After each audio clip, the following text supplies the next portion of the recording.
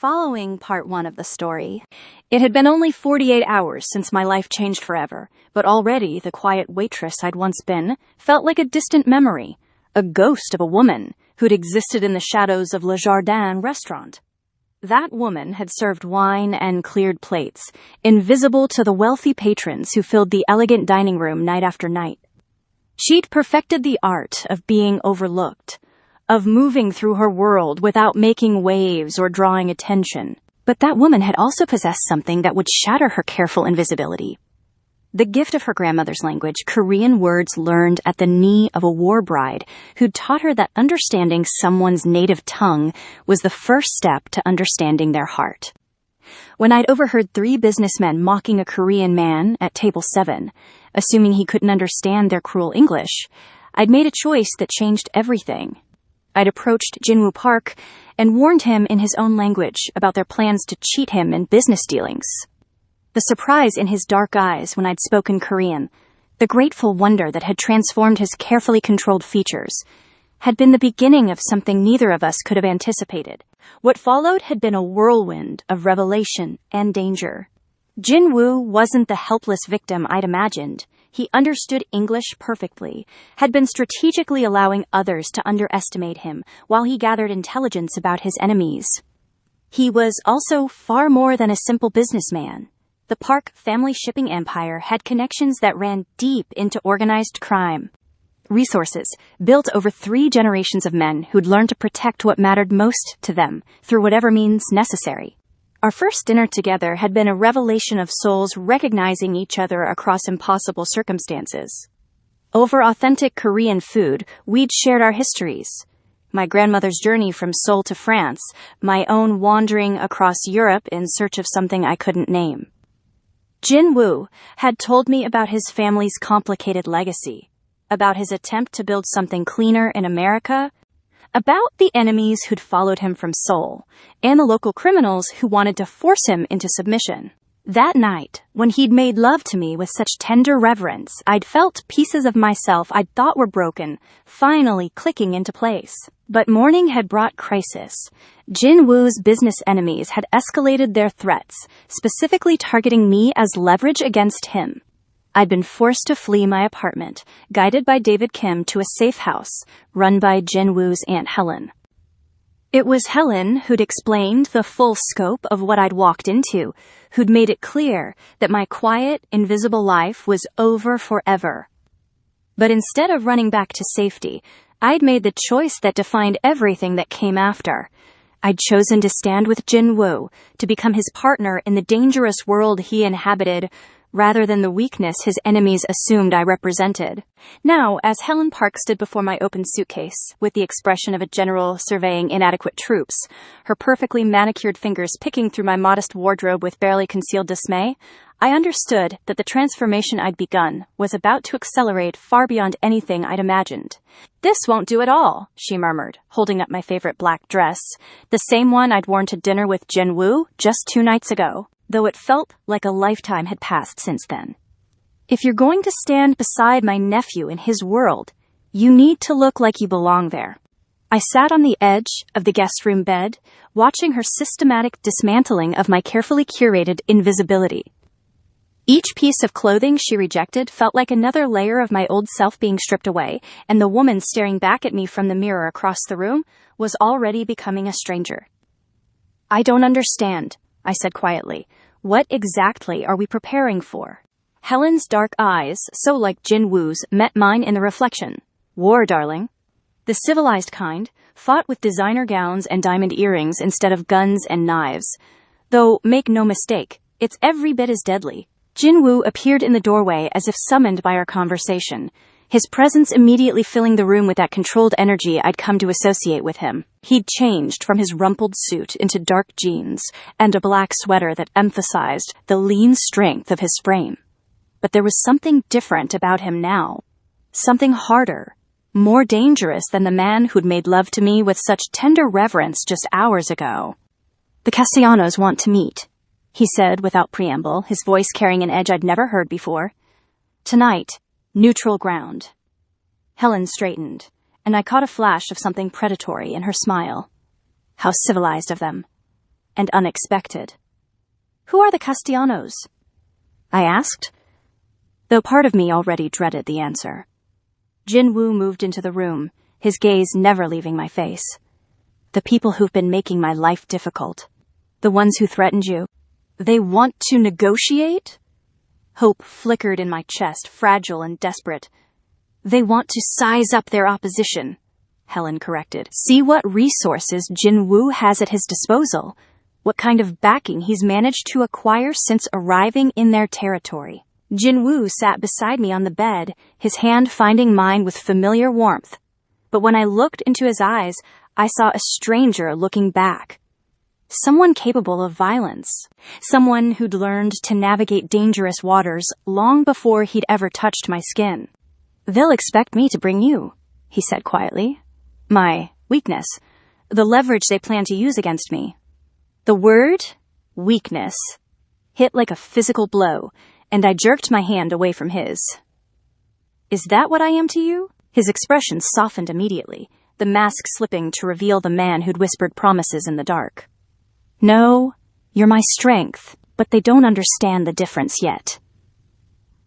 "Then let's teach them," Helen said briskly, pulling an elegant black gown from the back of the closet, something that definitely hadn't come from my suitcase. The gown was a masterpiece of understated elegance, flowing silk that hugged my curves without being obvious about it, a neckline that suggested sophistication rather than seduction. When Helen fastened a strand of pearls around my neck, not my grandmother's simple studs, but something that belonged in a museum, I barely recognized the woman in the mirror. "Better," Helen pronounced, circling me with the critical eye of a fashion editor, "but we need something with more authority." She disappeared into her own room, returning with a jewelry box that made my breath catch. The necklace she lifted from its velvet nest was a work of art.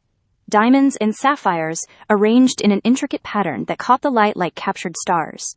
"Helen," Jinwoo said quietly, recognizing the piece, "that's Mother's," which makes it perfect. She fastened the necklace with reverent care, her fingers gentle at my nape. "Your mother understood that sometimes the most powerful weapon a woman can carry is the certainty that she belongs in any room she enters." The weight of the necklace was substantial, but it was the symbolism that made my knees weak. This was a family heirloom, something precious and irreplaceable, and Helen was placing it around the neck of a woman she'd known for less than 12 hours. "I can't," I whispered, my fingers hovering over the diamonds. "What if something happens? What if I lose it, or break it, or—" "Then we'll deal with it," Jinwoo said firmly, standing behind me so our eyes met in the mirror. "But you won't lose it, Claire. You're stronger than you know." Helen stepped back to admire her work, and even I had to admit the transformation was stunning. The woman in the mirror looked like she could walk into any boardroom, any social event, any dangerous meeting, and command respect through sheer presence alone. "Much better," Helen pronounced. "Now let's discuss strategy."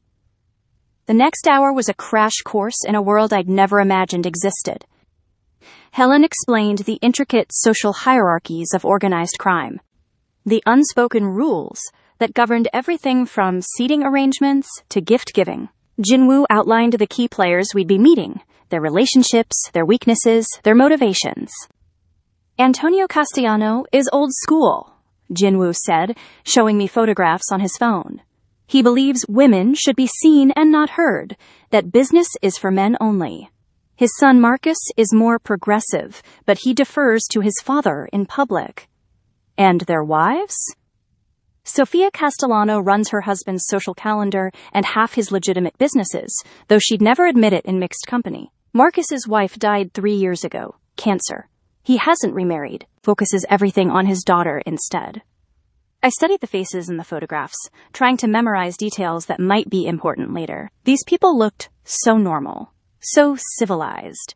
It was hard to reconcile their pleasant smiles with the threats and intimidation tactics Jinwoo had described. "What exactly do they want from you?" Jinwoo's jaw tightened. "Control.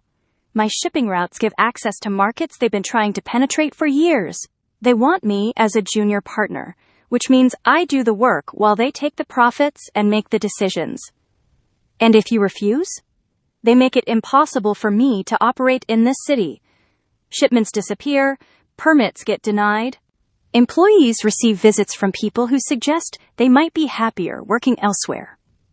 Helen poured herself a glass of wine from the bottle she'd opened earlier, her movements deliberate and controlled. What they don't realize is that Jin Woo isn't some naive foreign businessman they can intimidate. The Park family has been handling territorial disputes for 3 generations. Meaning? Jin Woo and Helen exchanged a look that spoke of shared history, family secrets, old wounds, and older loyalties. Meaning, Jin Woo said finally, that my grandfather didn't build our shipping empire by being polite to people who threatened his family. The implication hung in the air between us, heavy with promise and menace. I thought about my quiet life as a waitress, my carefully maintained invisibility, my complete ignorance of the violent undercurrents that apparently flowed beneath the surface of civilized society. I don't know how to do this, I admitted, my voice smaller than I wanted it to be. Jin Woo took my hands, his thumbs tracing circles on my palms. You don't have to do anything except be yourself. Be the woman who stood up for a stranger because it was the right thing to do. Be the woman who chose courage over safety. What if I say the wrong thing? What if I make things worse for you? Impossible. His smile was gentle, so different from the predatory expression he'd worn earlier. You've already made everything better just by being here. Helen cleared her throat diplomatically. As touching as this is, we need to leave in 30 minutes. Claire, do you have any questions about tonight's performance? Performance. The word crystallized something that had been bothering me since this conversation began. That's what this is, isn't it? We're all playing roles. Life is performance, darling, Helen said with a knowing smile. The only difference is the stakes. Tonight, if we perform well, everyone goes home safe. If we don't, she didn't need to finish the sentence. The alternative hung in the air like a sword. The restaurant Jin Woo chose for the meeting was the kind of place that didn't advertise, didn't take reservations from the general public, and probably had more security cameras than a government building. We were escorted to a private dining room by a maitre d' who treated Jin Woo with the kind of deference usually reserved for heads of state. The Castellanos were already seated when we arrived. Antonio at the head of the table, a man in his 60s with silver hair and eyes that missed nothing. His wife Sophia sat to his right, elegant in navy silk and diamonds that made my borrowed necklace look modest by comparison. Marcus, their son, occupied the chair to Antonio's left, younger than his father, but with the same calculating gaze. Mr. Park. Antonio rose as we entered, extending his hand with old-world courtesy. Thank you for accepting our invitation. Jin Woo shook his hand with perfect composure. Mr. Castellano, allow me to introduce Claire Bennett. The moment Antonio's eyes fell on me, I felt the weight of his assessment. He was cataloging everything. My dress, my jewelry, my posture, the way Jin Woo's hand rested protectively on my lower back, deciding whether I was worth his attention or simply another pretty decoration. Enchanting, he said, taking my hand and bringing it to his lips in a gesture that managed to be both courtly and slightly mocking. Jin Woo didn't mention he'd found such charming company. Claire is more than charming, Jin Woo replied smoothly. She's invaluable. Sophia Castellano's eyes sharpened with interest. Oh, in what capacity? This was it. The moment Helen had prepared me for. The test disguised as polite conversation. I felt Jin Woo's tension in the barely perceptible tightening of his fingers against my back. Felt the weight of expectations and the danger of saying the wrong thing. Instead of answering directly, I smiled and took my seat with practiced grace, allowing the diamonds at my throat to catch the candlelight. Jin Woo is too modest. I'm simply someone who believes in supporting the people I care about. It was a non-answer that revealed nothing while suggesting everything, and I saw approval flicker in Sophia's eyes. Antonio, however, wasn't satisfied. Support can take many forms, he said, settling back into his chair. Financial, social, political, intimate. The last word carried deliberate weight, a casual cruelty designed to make me uncomfortable, to establish his dominance in this conversation. But instead of shrinking away, I felt something steady and cold settle in my chest.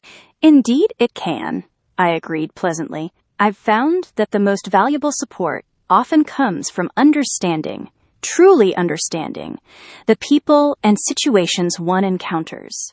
Marcus Castellano leaned forward slightly, his interest clearly piqued. Understanding how, exactly?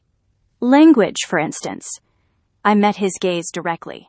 People often assume that communication barriers are weaknesses, when in fact, they can be tremendous assets for those who know how to navigate them properly. Jinwoo's hand found mine under the table, his fingers intertwining with mine in a gesture of solidarity and warning. We were walking into dangerous territory now, touching on the very skills that had brought us together. You speak multiple languages? Sophia asked, her tone genuinely curious now. A few. My grandmother believed that understanding someone's native tongue was the first step to understanding their heart.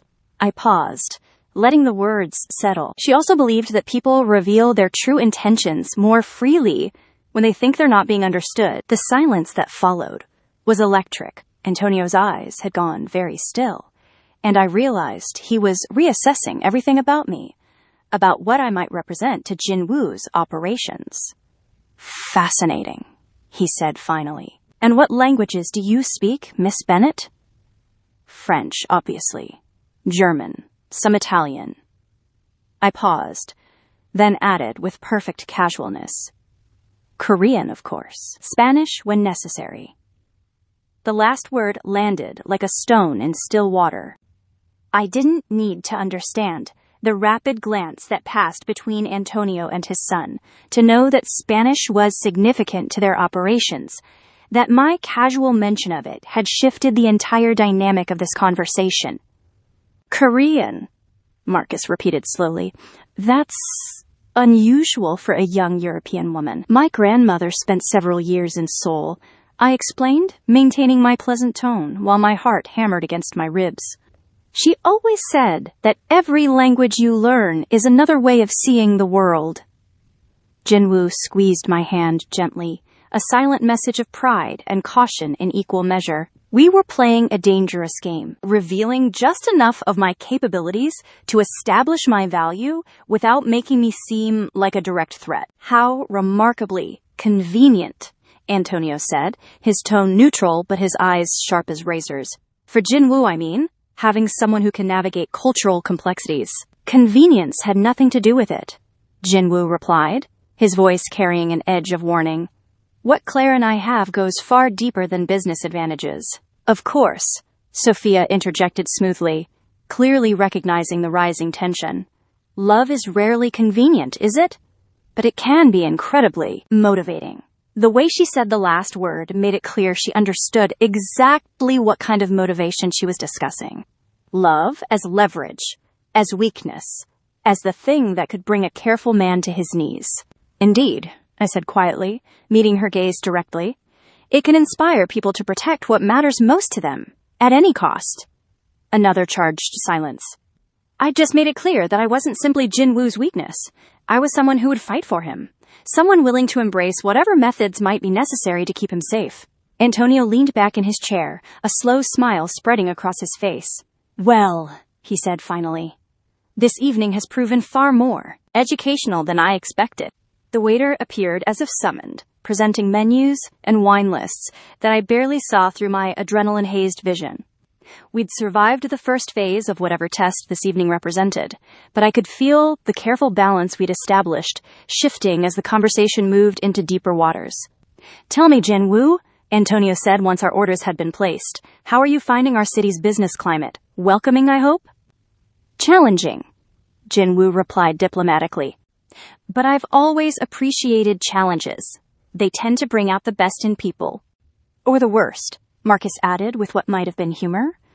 True, but I've found that understanding the difference between the two is usually a matter of perspective. Antonio's smile sharpened. Perspective is indeed everything. For instance, some might view your rapid expansion into our established markets as aggressive, while others might simply see ambition. Here it was, the real reason for tonight's meeting, not social courtesy or genuine interest in negotiation, but a civilized declaration of war, wrapped in elegant phrasing and expensive wine. Ambition implies taking something that belongs to someone else, Jinwoo replied calmly. I prefer to think of it as recognizing untapped potential. Untapped? Antonio's eyebrows rose. My dear boy, the markets you've entered have been carefully cultivated for years. Relationships have been built. Understandings have been reached. Your arrival has disrupted certain delicate balances. I felt Jinwoo's tension ratchet higher, saw the careful mask he wore beginning to show cracks. This was the moment Helen had warned us about, when politeness gave way to threats, when the civilized veneer dropped to reveal the predators beneath. Perhaps, I said quietly, my voice cutting through the thickening atmosphere. The question isn't whether those balances needed disrupting. Every eye at the table turned to me. I'd violated the unspoken rule that women at these meetings were decorative rather than participatory, but something in Sophia's expression suggested she was more intrigued than offended by my breach of protocol. Meaning? Antonio's tone was dangerous now, all pretense of courtesy abandoned, meaning that healthy competition usually benefits everyone involved. Markets expand, services improve, customers have more choices. I met his stare without flinching, drawing strength from the weight of Jinwoo's mother's necklace around my throat. Unless, of course, certain parties prefer artificial scarcity to genuine excellence. The words hung in the air like a challenge. I'd essentially accused Antonio of maintaining his market position through intimidation rather than superior service. And everyone at the table knew it. Marcus laughed suddenly, the sound genuine and surprised. She has a point, Papa. When was the last time we worried about actually improving our operations instead of just protecting our territory? Antonio's glare could have melted steel, but Sophia leaned forward with obvious interest. Miss Bennett, you seem to have given this considerable thought. Do you have experience in international commerce? I have experience in watching people, I replied carefully, and in recognizing when fear is being used as a business strategy. The silence that followed was deafening. I'd crossed a line from which there was no retreat, had called out the intimidation tactics that formed the foundation of the Castellanos, power. But instead of fear, I felt a strange kind of peace. This was who I was choosing to become, someone who stood up to bullies regardless of how much power they wielded. Jinwoo's hand found mine again, his fingers strong and warm and reassuring. Whatever consequences my words might bring, I wouldn't face them alone. You're quite remarkable, Miss Bennett, Antonio said finally, his tone unreadable. Jinwoo, you've chosen your companion well. I didn't choose her for business advantages, Jinwoo replied, his voice steady but edged with steel. But I won't apologize for the fact that she sees clearly. It's one of the things I love most about her. Love. He'd said it openly, in front of these dangerous strangers, claiming me as completely as any formal declaration could have. My chest tightened with emotion so intense it was almost painful. Love, Antonio mused, as if the word were foreign to him. How refreshing. It's been some time since I've encountered genuine emotion in business discussions. This isn't a business discussion, Jinwoo said quietly. This is a conversation between potential neighbors about how to coexist peacefully. The business aspects are secondary, are they? Marcus asked, genuine curiosity in his voice. Because from where I sit, it looks like you're building something that could be very threatening to established interests. Or very beneficial to them, depending on how those interests choose to respond. The food arrived then, providing a temporary reprieve from the escalating tension. As plates were arranged and wine was poured, I caught Sophia Castellano studying me with the intensity of a chess master, evaluating an opponent's strategy. Miss Bennett, she said finally, her voice pitched for private conversation while the men discussed shipping routes and port access. May I ask what you did before this?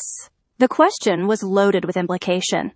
Before Jinwoo, before this world of dangerous business and family loyalties and conversations that carried the weight of life and death. I was a waitress, I said simply. In London, then here. I served people, tried to anticipate what they needed, learned to read situations quickly. And now? I glanced at Jinwoo. saw him deep in conversation with Antonio about regulatory frameworks and customs procedures, his entire being focused on the deadly chess match they were playing with words and implications. Now I'm learning that some situations require more than just reading, I said quietly. Sometimes they require action. Sophia's smile was knowing, almost maternal. You're in love with him. It wasn't a question, so I didn't answer it as one. Yes. And you understand what that means? The world you're entering? I thought about my quiet apartment, my careful routines, my years of choosing safety over risk at every turn. Then I thought about the way Jin-woo had looked at me when I'd stood up to those men at the restaurant. The reverence in his touch, the promises we'd whispered in the dark. I'm beginning to, I said, and I'm not afraid of it. You should be, she said gently. But I can see why he chose you. There's steel under that elegant surface. Before I could respond, Antonio's voice cut through our quiet conversation. Miss Bennett, my wife tells me you have an interesting perspective on risk assessment. I felt the weight of attention shift back to me, felt Jin-woo's alertness spike as he realized I'd been having a separate conversation with Sophia. The evening was entering its final phase, and whatever decisions were made in the next few minutes would determine whether we left this restaurant as allies, enemies, or something more ambiguous and dangerous. I think risk is often a matter of perspective, I said carefully. What seems dangerous to one person might seem like opportunity to another. And what do you see when you look at the current situation between your Jin-woo and my family's interests? The possessive way he said, your Jin-woo, wasn't lost on anyone at the table. He was acknowledging the bond between us while simultaneously using it as a weapon, making it clear that any threat to Jin-woo would necessarily involve me as well. I see two groups of people who want the same thing, I said, surprising myself with the steadiness of my voice. Success, security, the ability to protect the people they care about. The question is whether you'll achieve those goals by working together or by trying to destroy each other. And if cooperation isn't possible? The question hung in the air like a blade. This was it. The moment of truth, when polite conversation gave way to ultimatums and everyone showed their true cards. I looked at Jin-woo, saw him watching me with an intensity that took my breath away.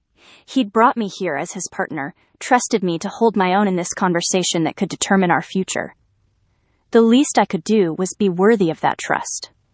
Then, I suppose, I said quietly, meeting Antonio's gaze without flinching, we'll all find out just how far people are willing to go to protect what they love. The silence that followed was profound, heavy with unspoken threats and promises, and the weight of choices that couldn't be taken back. Then Antonio Castellano threw back his head and laughed, the sound rich and genuine, and completely unexpected.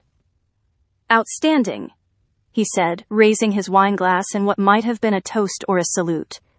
Jin-woo, you magnificent bastard, you've found yourself a queen. The tension in the room shifted, but didn't disappear entirely. Like a storm passing overhead without breaking.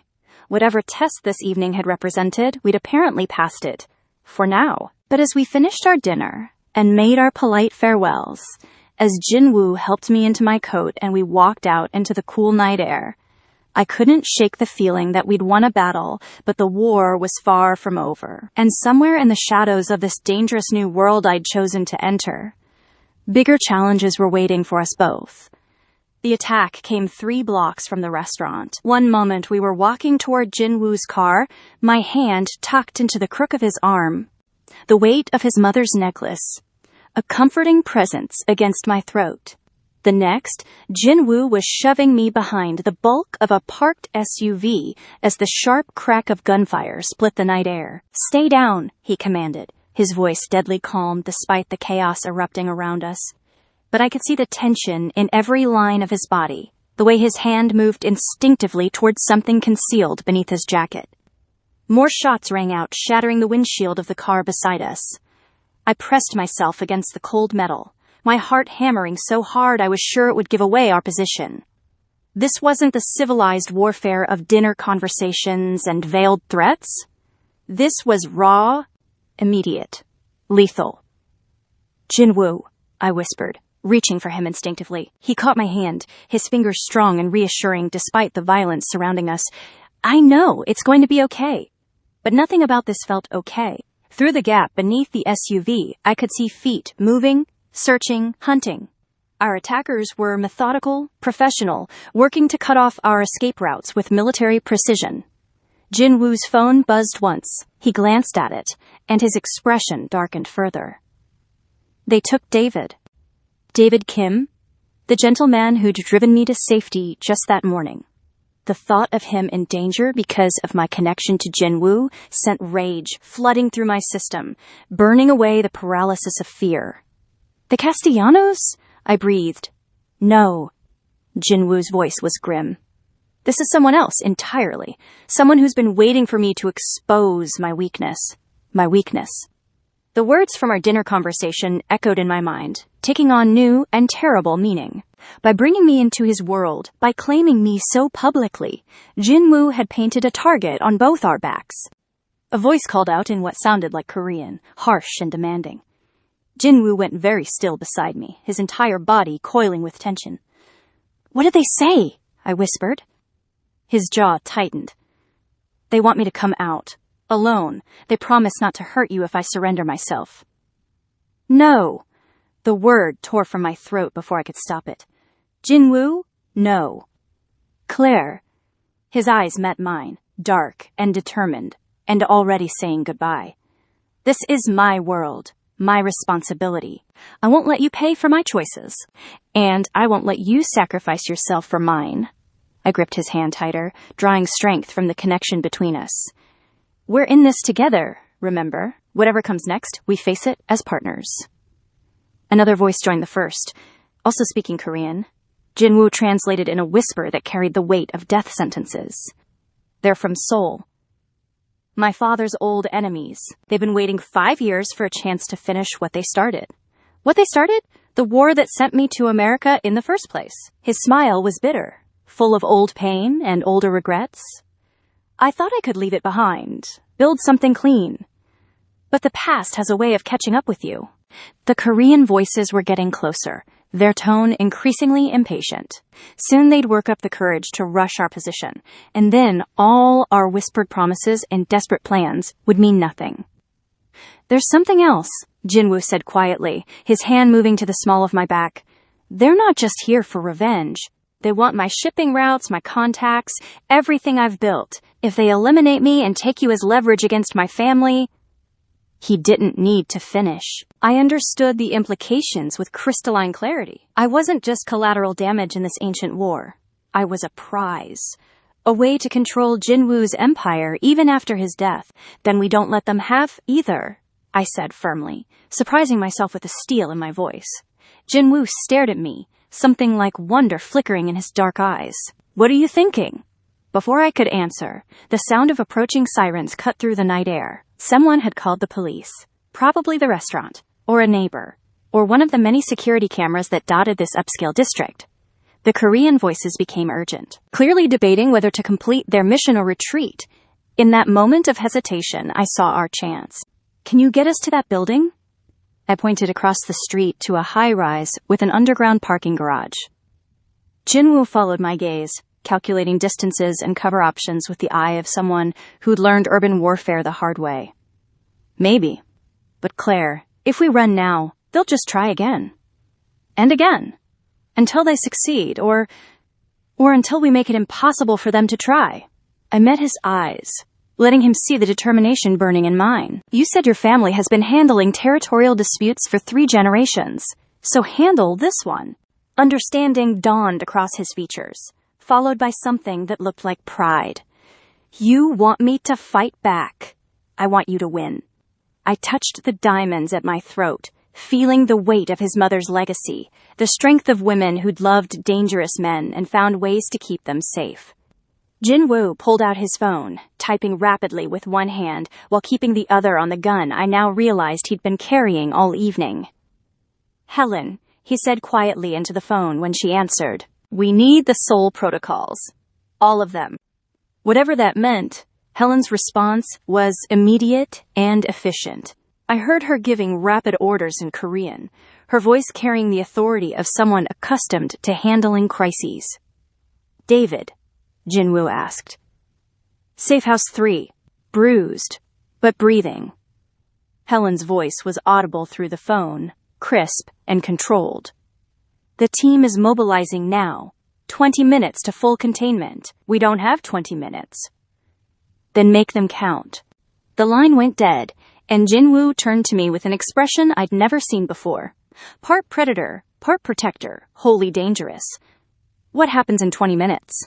I asked. "The Seoul protocols are what my grandfather used when diplomacy failed," Jinwoo said, checking his weapon with practiced efficiency.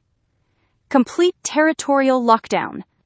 Every resource, every contact, every favor owed to the Park family gets called in simultaneously." "And the men hunting us?" His smile was sharp enough to cut glass. "Find out that they're not the only ones who know how to wage war in foreign countries." A shout went up from our attackers. They'd spotted the approaching police cars and were making their decision. Jinwoo tensed, ready to move, but I caught his arm. "Wait," I whispered, an idea crystallizing in my mind. "You said they want to take me as leverage against your family." "Yes, but... So, let them try." Jinwoo's eyes went wide with horror. "Claire, absolutely not. I won't use you as bait. Then I'll die, knowing I fought for something worth having." Jinwoo kissed me then, hard and desperate and full of promises that went beyond words. When we broke apart, both of us were breathing hard, both of us knowing this might be goodbye. "I love you," he said simply. "I love you too. Now go save us both." The next few minutes passed in a blur of carefully orchestrated chaos. Jinwoo created a diversion, drawing our attackers' attention while I slipped out from behind the SUV and allowed myself to be captured with just enough resistance to make it believable. The men who took me were professionals, efficient and cold, speaking in rapid Korean as they bundled me into a waiting van. But they made the mistake of assuming I couldn't understand them, and their careless conversation gave me everything I needed to know about their operation. They were indeed from Seoul, sent by families who'd been warring with Jinwoo's grandfather for decades. They had a safe house across town, backup teams positioned at strategic points throughout the city, and orders to hold me, until Jinwoo capitulated completely. What they didn't have was any idea that their carefully planned operation was about to collide with resources they couldn't have imagined. The safe house they took me to was nondescript, functional, designed for temporary containment rather than long-term imprisonment.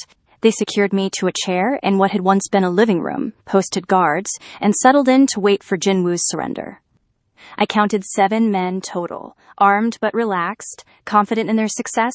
They spoke freely around me, discussing their plans, their timeline, their backup strategies. And with each careless word, I built a more complete picture of their operation, information that would be invaluable when Jinwoo's people arrived, because they would arrive. I had absolute faith in that. Jinwoo had spent 5 years building his empire, cultivating relationships, earning the kind of loyalty that transcended simple business arrangements. When the Seoul protocols activated, these men would discover they'd walked into a trap of their own making. The first sign that something was wrong came exactly 18 minutes after my capture. One of the guards answered his phone, spoke briefly, then hung up with a troubled expression. A rapid conversation in Korean followed, voices tense with growing concern. "What's happening?" the leader demanded. "Communications are down," the guard replied. "All our teams have gone dark." More phone calls, growing desperation, the slow realization that their carefully coordinated operation was falling apart around them. I kept my expression neutral, even as fierce satisfaction burned in my chest. "The girl," one of them said suddenly, looking at me with new suspicion. "She understands us." The leader's eyes sharpened, focusing on me with deadly intensity. "Is that true?" I could have lied, could have maintained my facade of helplessness. Instead, I met his gaze directly and answered in perfect Korean. "Yes, and you're all about to discover why that was a mistake." The effect was immediate and electric. Weapons were drawn, voices raised, the careful control of their operation dissolving into barely managed panic. They'd assumed they were dealing with an ignorant civilian, a simple weakness to exploit. Instead, they'd captured someone who'd been gathering intelligence from the moment they'd taken her. "What else do you know?" the leader snarled, pressing the barrel of his gun against my temple. I smiled, thinking of Jinwoo, of Helen, of the vast network of loyalty and resources now mobilizing to tear these men apart. "I know that you have approximately 2 minutes before this building is surrounded. I know that your escape routes have been compromised. And I know that harming me is the last mistake you'll ever make." As if summoned by my words, the lights went out. Emergency lighting kicked in a moment later, bathing everything in hellish red. But in that moment of total darkness, I heard them, footsteps, whispers, the sound of professionals moving with deadly purpose. "Surrender now," a voice called from outside, amplified and authoritative. "You have 1 minute to release the civilian and exit with your hands visible. Jinwoo." I recognized his voice despite the electronic distortion, felt tears of relief and pride blur my vision. He'd come for me exactly as I'd known he would. The men holding me were arguing frantically, weapons trained on doors and windows, their earlier confidence evaporating in the face of an enemy they couldn't see or quantify. These weren't street thugs or amateur criminals. They were facing the full resources of a family that had perfected urban warfare over decades. 30 seconds, Jinwoo's voice announced. "We have the girl," the leader shouted back. "Come any closer and she dies." The response was immediate and chilling. Jinwoo's laughter, cold and genuinely amused, echoing from speakers positioned around the building. "You have my woman," he corrected, his voice carrying absolute certainty. "Which means you're already dead. The only question is whether you die with honor or as cowards." A new voice joined his, Helen speaking in rapid Korean, her words carrying the authority of family matriarch and strategic genius. She was offering them one final chance to surrender, to leave the city and never return, to end this with their lives, if not their dignity, intact. The leader looked around at his remaining men, seeing the fear in their eyes, the growing realization that they'd walked into a trap far more sophisticated than anything they'd prepared for. 10 seconds, Jinwoo announced. I closed my eyes, thinking of everything that had brought me to this moment. A grandmother who'd taught me that understanding was the first step to connection. A job that had made me invisible until the right person finally saw me. A choice to speak up when cruelty masqueraded as power. "I love you," I whispered, knowing somehow that Jinwoo would hear me. 5 seconds. The leader made his choice, shoving his gun away and raising his hands. "We surrender! We surrender!" The silence that followed was profound, heavy with the weight of violence avoided and wars that might finally end. Then the door opened, and Jinwoo stepped into the red-lit chaos, wearing tactical gear and an expression of controlled fury that made him look like an avenging angel. Our eyes met across the room, and his entire demeanor changed. The predator vanished, replaced by the man who'd made love to me with such tenderness, who'd trusted me with his secrets, who'd built his whole world around protecting the people he cared about. "Are you hurt?" he asked, crossing the room to kneel beside my chair. "No," I said, my voice steady, despite the adrenaline crash hitting my system. "But Jinwoo, they told me things. About their operation, their resources, their plans. Information you need." His hands were gentle as he cut the restraints binding me, but his eyes never left my face. "Later. Right now, the only thing that matters is getting you somewhere safe." "I am safe," I said firmly, standing on unsteady legs and allowing him to pull me into his arms. "I'm with you." Helen appeared in the doorway, surveying the scene with satisfaction. Behind her, I could see more figures, Jinwoo's people, professionals who'd executed a flawless operation without firing a single shot. "The others?" Jinwoo asked her. "Secured. All of them." Helen's smile was sharp with triumph. "Seoul will be receiving a very clear message about the consequences of targeting Park family interests. And David?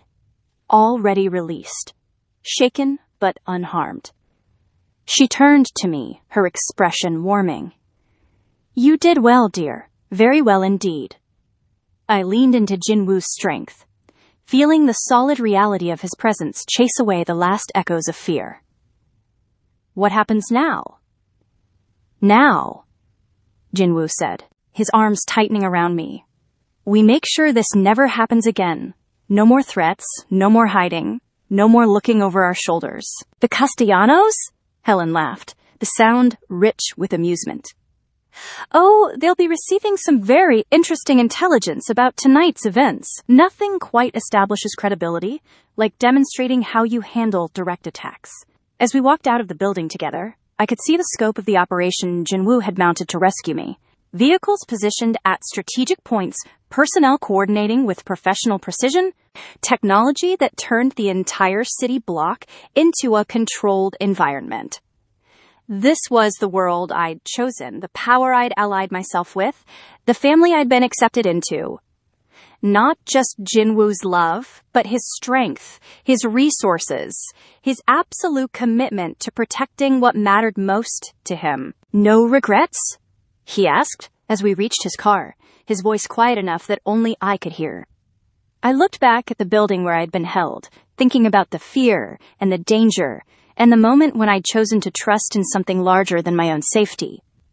Then I looked at the man beside me, at the life we could build together now that all the shadows had been cleared away. Only one, I said, rising on my toes to kiss him softly. That it took us so long to find each other. His smile was radiant, transforming his entire face. Well then, we'll just have to make sure we don't waste any more time. As his driver pulled away from the scene, taking us toward a future that was finally, truly ours.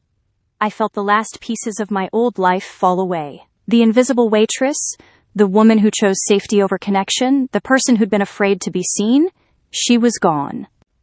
Replaced by someone who'd learned that the greatest risks often led to the greatest rewards. 3 months later, I stood in the garden of Helen's house, wearing a dress that had belonged to Jinwoo's mother, and a new necklace that caught the afternoon sunlight like captured fire. The small gathering of family and friends watched as Jinwoo took my hands in his voice steady and sure as he spoke the vows we'd written together. You taught me that understanding is the first step to love, he said, his dark eyes never leaving mine. And love is the first step to building something that can survive anything the world throws at it. You taught me that being seen is worth any risk, I replied, my voice carrying to every corner of the garden, and that some people are worth fighting for, no matter how dangerous the battle becomes. When he kissed me as his wife, sealing our promises with the witness of everyone who mattered most to us, I could taste our future on his lips. Challenging, passionate, dangerous, in all the best ways. The Korean Mafia boss, who nobody understood, had found someone who saw him completely. And the invisible waitress who'd spent years hiding from life had discovered that sometimes the most beautiful thing you can do is step boldly into the light, trusting that love will be there to catch you when you fall. Later, as we danced to music that blended Korean traditional melodies with French chanson, I thought about my grandmother's words about living between two worlds. I finally understood what she'd meant. It wasn't about being lost between cultures. It was about building bridges, about finding the connections that transcended language and background and fear. Jinwoo spun me in his arms, both of us laughing with pure joy, and I realized that this was what home felt like. Not a place, but a person. Not safety, but the courage to face whatever came next together. The invisible waitress was gone forever. In her place stood a woman who'd learned that sometimes the most dangerous thing you can do is allow yourself to be completely, utterly seen. And sometimes, if you're very lucky, the person doing the seeing will love everything they discover. Our war was over. Our life together was just beginning. And somewhere in the city, beyond Helen's garden walls, the Korean Mafia boss and his fearless wife were already becoming legend. A love story told in whispers and admiring glances, proof that understanding truly was the first step to everything that mattered. The end that was really a beginning, written in 2 languages and sealed with promises that would last a lifetime.